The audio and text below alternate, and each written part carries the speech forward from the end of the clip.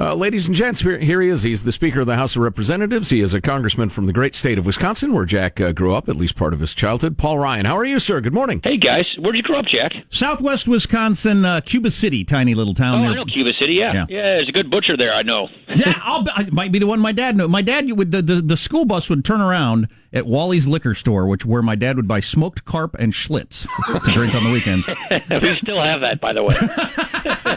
You know what? I'm more of a Pabst guy myself, but hey.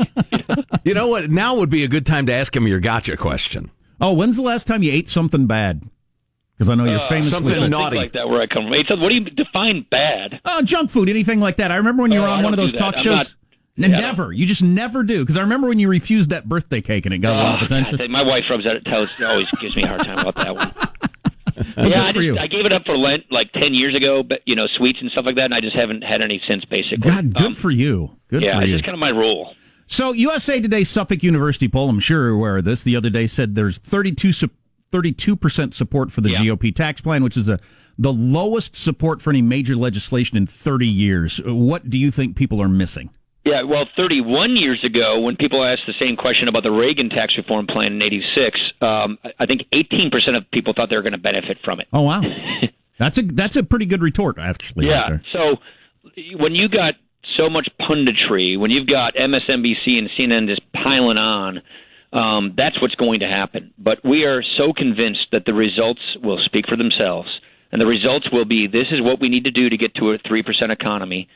And by the way, I'm just looking at some numbers. I know this is, McClintock and Denham are up in that area.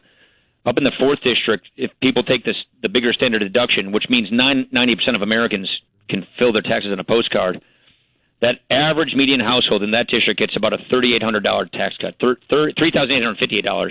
Up in Denham's district, the 10th District, people who take that big standard deduction, that average family of 4 in that district gets a $1,600 tax cut. The point we're trying to make here is we're trying to clean out the stuff out of the tax code, lower rates across the board, dramatically increase the child tax credit, double standard deduction, and then lower rates on businesses so they can be more globally competitive, and then give businesses the ability to fully expense their plant and equipment, meaning they're spending on their factories, on their machinery, so they grow and expand and hire more people, and then give these companies the incentive to bring their cash overseas back into America to repatriate those profits, which right now they basically can't because of our goofy tax system. Doing all of this is the kind of reform we have not seen in a generation. And yeah, it's going to be controversial. It always is when you do big things. But we're absolutely convinced this is how you get to a 3% economy, which we have not seen since before the Great Recession. Well, and so far so good. The growth is really good and unemployment very low and the rest of it right now. And consumer confidence, small business confidence are up. And, of course, the mainstream media doesn't want to talk about that. But I'm not sure anybody mentioned to you, we're in like 15, 16 markets around the western United States, most of them blue states. And a lot of us are really not excited about the idea of our state and local taxes not being deductible anymore. It's funny. I've heard this from some people before. I'm a little tongue-in-cheek. It's a thing. Look, a couple of things.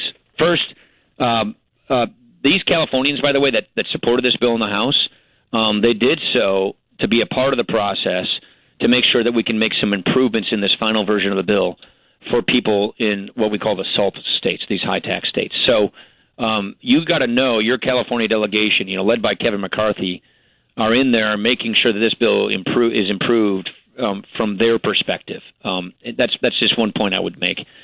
The second point I would make is you have a lot of people in other states, conservatives in other states, who get frustrated by giving a pass to big tax and spend governors like Cuomo and Brown, who keep hitting their constituents with higher tax rates and numb them from the effects of that because it's deductible. And so there's just a frustration that we're enabling reckless big government. And but what we don't want to do is make sure that middle income taxpayers and people get hurt in the meantime. So we want to obviously unmask that while delivering tax relief to everybody. And the numbers show us the average taxpayer in every income group gets a tax cut. And the question is in the conference committee, which is, reconciling the differences between the two bills, can we make even more improvements to make sure that even people in these kinds of states also see a benefit? And I think the answer is going to be yes to that. Speaker of the House Paul Ryan on the line. Hey, listen, I think overall it's a really good measure. I think it will stoke business. I'll flip to NPR occasionally to get the left-wing point of view. And, man, they air the fact that Kansas cut taxes and things went bad. They air that more than the weather report. I know. It's amazing, isn't it? Yeah. What's your answer? Basketball coach who became an LLC so he could plow his taxes into a lower tax shelter. So there's a legitimate issue of what we call tax sheltering, so that you have to have the right rules so that not everybody and their brother can become a tax shelter to lower their taxes. We don't want Aaron Rodgers, who is, by the way, I think the best quarterback in America, but I digress.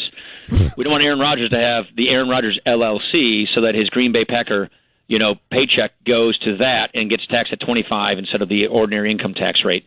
That's legitimate, and that's something that the conferees are working on to make sure that it's the actual small businesses, that get the rate relief, and you don't create some brand new tax shelter. But that's not hard to fix, and that's what we're working on. So every election cycle, a lot of Republicans run on I want you to be able to do your taxes on a 3x5 note card, because most of us are horrified by the complexity of the whole thing. Is there just no doing away with the 100,000 pages of complexity of the tax code, just the way government works? You just can't do it. We're doing that. That's one of the cornerstones of this plan. By doubling the standard deduction, which is both in the House and the Senate bill, so that's something that we don't have to reconcile. They're the same policies. 9 out of 10 taxpayers in America will be able to fill out their taxes in the form the size of a postcard. So this is radical, dramatic simplification of the tax code, so that 90% of Americans can have that kind of simplified system, which means you dramatically reduce the obnoxious level of the IRS. We are taking so much of the code out and dramatically simplifying the tax code with these moves. Now, you just mentioned one reason why some people, like complexity, like the SALT deduction. But by cleaning up on the code, reducing these deductions, and just lowering tax rates across the board and doubling the standard deduction, that gives you a dramatically more simple system to the point where, literally, 90% of people can fill out their taxes on a postcard. So if you ate a Snickers bar, do you think you'd just drop to the floor and vibrate, or what do you think would happen?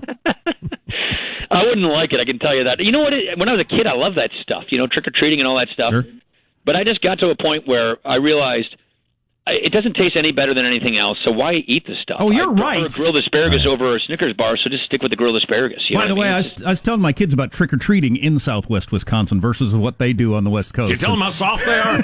You have a giant coat on and unzip it a little bit at the door so people can see your uniform and then zip it back up again. It's pretty cold when we go trick-or-treating, that's for sure. Well, listen, Paul, we know you need to go, and we want to be respectful of that, but we're begging you. Can you come back on sometime and talk to the Western U.S. about actually cutting the size of the sprawling colossus of the federal government? Oh, yeah, you guys in the West, you just get assaulted by these interior. It's crazy. The land grabs. I mean, that's just amazing. Well, I'm really pleased with what the president did on this monuments thing in Utah the other day. That was pretty impressive. Yeah, I'm talking more about the fiscal size, really, than the physical size, but that is a perfectly legit issue. Speaker of the House, Paul Ryan from the great state of Wisconsin, it's great to talk to you. Thanks very much. You too, Jack and Joe. Take care. All right, thanks.